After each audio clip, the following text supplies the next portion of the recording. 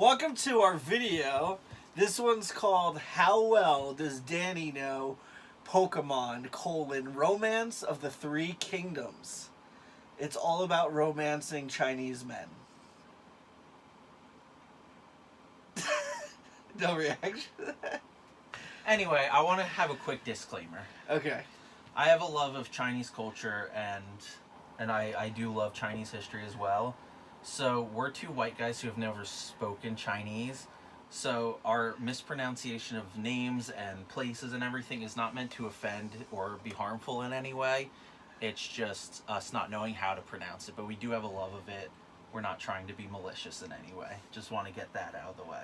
Thank you for saying that, because I actually made a mental note to say that before I said it. The other thing, Danny has read Romance of the Three Kingdoms. I have not.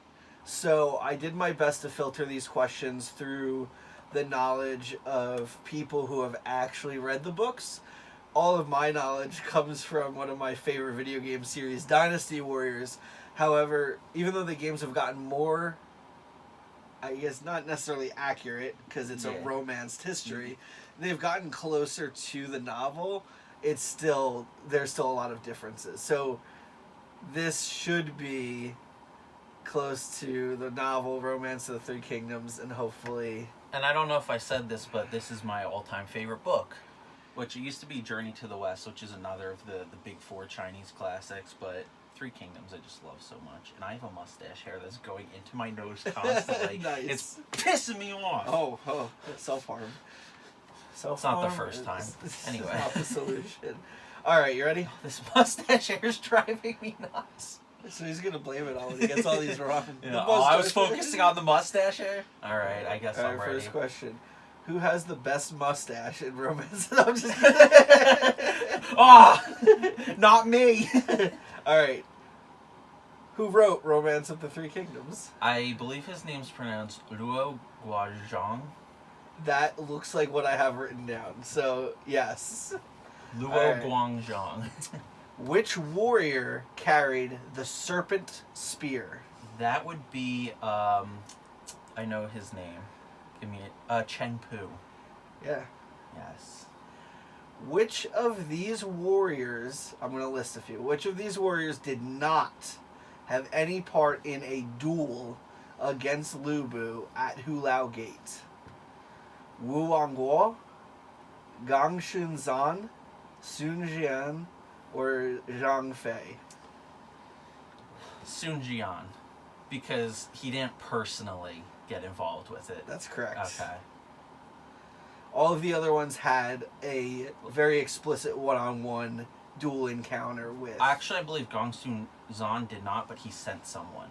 That's why I was going to say... That's why I said Sun Jian was the only one that didn't get involved in it. Okay. The thing that I had said that he did, but you may... I mean, I could be wrong. Alright, another list. Which of the following warriors is not related to the other three? Ma Teng, Ma Chao, Ma Dai, Ma Su. It's Masu. It is Ma Su. Masu. Ma Teng, Ma Chao, Ma Dai is father, son, uncle. Oh, actually, Ma Chao and Ma Dai are cousins. Okay. And Ma Teng is the father of Ma Chao. Okay. Yeah, I had Ma Teng as Ma Chao's father. I will say, though, if it's actual history with the book, I know relationships were changed in the book, too. So, Ma Dai could be his historical uncle, but book cousin. Okay. Alright. Name the 5 tiger generals. Alright. We got Huang Zhang. Yes. Guan Yu. Yes. Zhang Fei. Yes. Zhao Yun. Yes.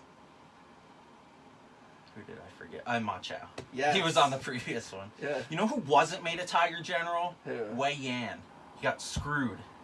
Wei Yan's my boy, and he gets screwed countless times. Do you want to explain what a tiger general is? No, I know what it is. It's Liu... That's what I'm saying. Do you want to? I guess it's just like Liu Bei's these are the greatest warriors in the realm. I'm making them the tiger generals. It's the highest honor you can give them. Because Cao Cao's only tiger general was Zhu Chu, I believe. Oh. Which is a big fat guy in Dynasty Warriors. Okay.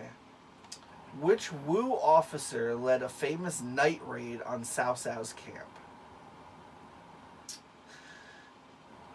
there's been multiple night raids, but I'm gonna guess this is specifically talking about the Ganning one. It is. Okay. Yes. Because they attacked him, Cao Cao, a lot at night, so I was like...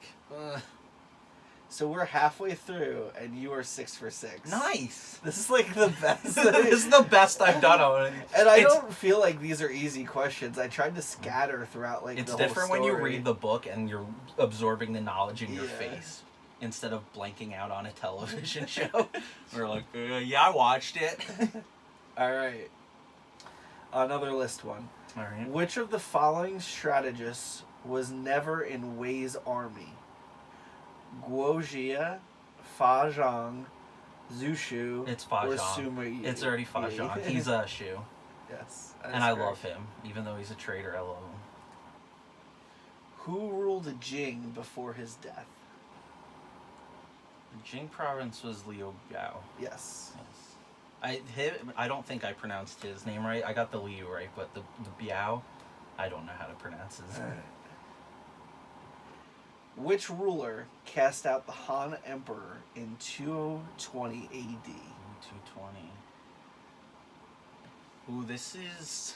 This one I got tripped up on because I was thinking of a different emperor. I want to say this was Cao Pi. Yes. Okay. Cao Pi became emperor. Cao Cao never wanted to cast him out. And I was trying to remember if he ended up doing it, but he didn't. So I think Cao Cao died before he was able to, and Cao Pi's like, I want to be emperor now. Yeah, well, Cao Cao too, from like my understanding, he always wanted to be powerful, but not necessarily emperor. Yeah, he was content with being like a prime minister. He's Yeah. like, I'll be second in charge. I And, pretty like, much control the puppeteering, emperor. Yeah. exactly. All right, you got 3 left. All right. How many campaigns did Zhuge Liang send forth against Wei? Ooh, a lot, but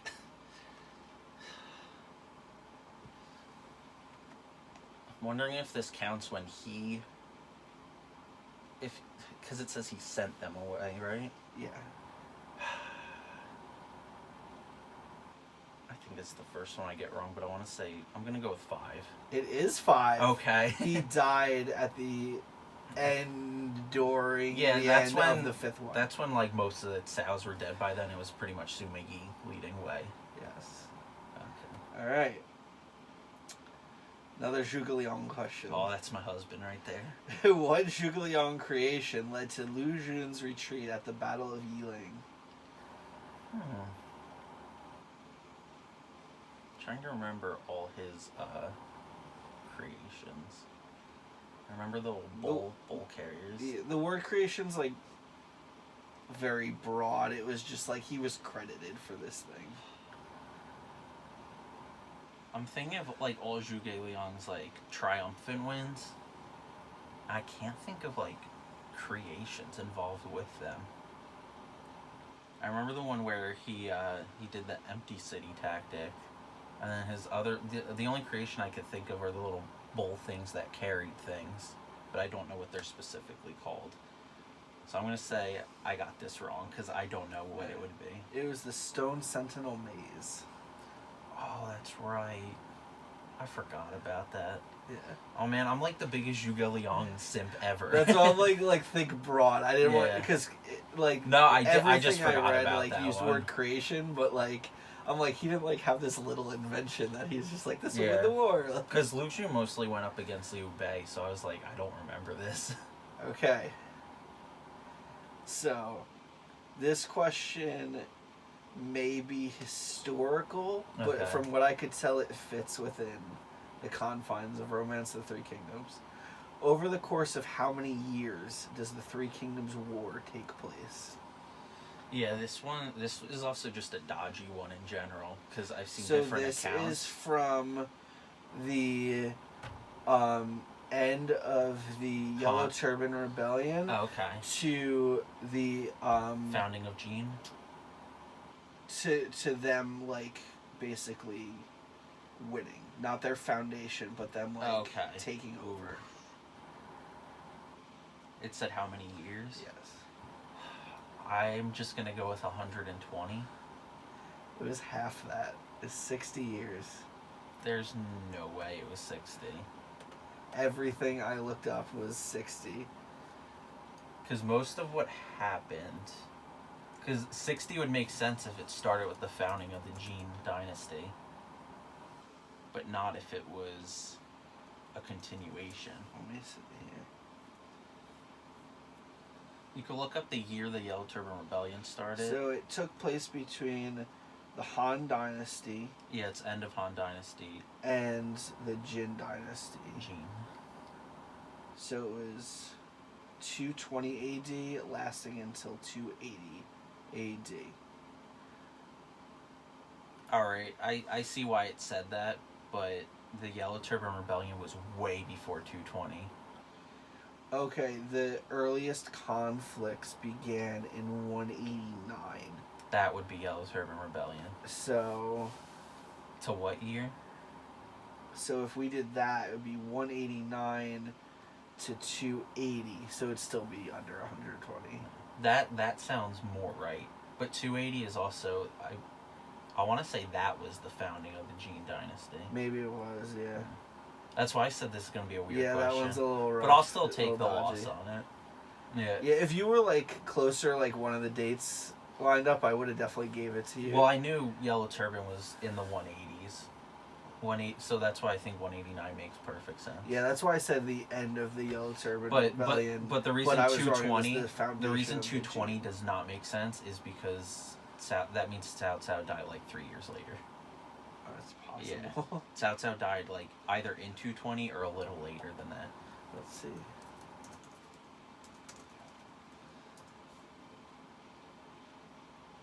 He died in 220 AD. Yeah. So he died the same year that the Han Dynasty was. Well, that's overthrown. because when Cao Pi took over and declared himself emperor, he said the Han Dynasty is dead. Ah. Sima Yi caused him to found the Jin Dynasty. That's even though, crazy that history considers that the start of the Three Kingdoms War. Because honestly, like Sun Quan, Liu Bei, and Cao Pi is honestly more of the Three Kingdoms battles. Okay. But like for us, like Dynasty Warriors fans, like they're like Three Kingdoms War started in Yellow Turban, which is not true at all. It's far off from that. Yeah, and like it's like you get all the Lubu stuff is early on. Yeah, which also isn't Three Kingdoms. Yeah, you get I mean Cao Cao's like they always made this huge figure, so they want him in there, the three brothers. Well, that's because most of that Three Kingdoms history is war against Cao Cao, or Cao Cao declaring war on others. Right. Like, he's the villain of Three Kingdoms. Yeah, I was reading one thing. It said that Cao Cao is not a villain. He is the most misunderstood hero. And I was like, that seems like an opinion. Well, so the one way I'll defend that is the guy that wrote Romance of the Three Kingdoms. The reason it's so romanticized is because he had the biggest hard-on for Liu Bei. Okay. And he's like, Liu Bei is a hero. He's gonna be the hero. And Cao Cao and Liu Bei talk together, and Cao Cao's like, there's only two heroes in this world, me and you. So, which is funny, because Shu's the first to fall out of the Three Kingdoms. I guess. I would say, like, because Sima Yi took over Wei with the Jin Dynasty, that they were kind of the first to fall because it was so different. But yeah, but it was still Wei Dynasty when so Wei, Shu, and Wu are like locations on the map, right? So like the land was still Wei, but it was no longer the Wei Dynasty for Sima Yi. He's like, no, this is the Suma Dynasty. Yeah. So this I think you have the most successful. Yeah, this is the one I was this one and scared Pokemon of. are both really good. 11 out of 12. Nice. So, good job. We don't have anything spicy to feed you today. No. I mean, I shouldn't have to with how well I did. You have to eat one of the world's hottest peanuts. I want to do the Death Nut Challenge, honestly. Alright, if you guys enjoyed this video, like, comment, subscribe, and we would do the Death Nut Challenge, so yeah, hit us up. Show us some interest. Make it worth our while. Death Nut. Nut butter. Yeah. Have you ever had it? It's gross. A variety of nut butters. Peanut butter's nut butter. Almond butter's nut butter. Yeah, but there's the brand nut butter. Is there? Yeah. I've had Nutter butter. No, nut butter comes in like little squeeze packs instead. I mean, my nut butter comes in a sack. Nice.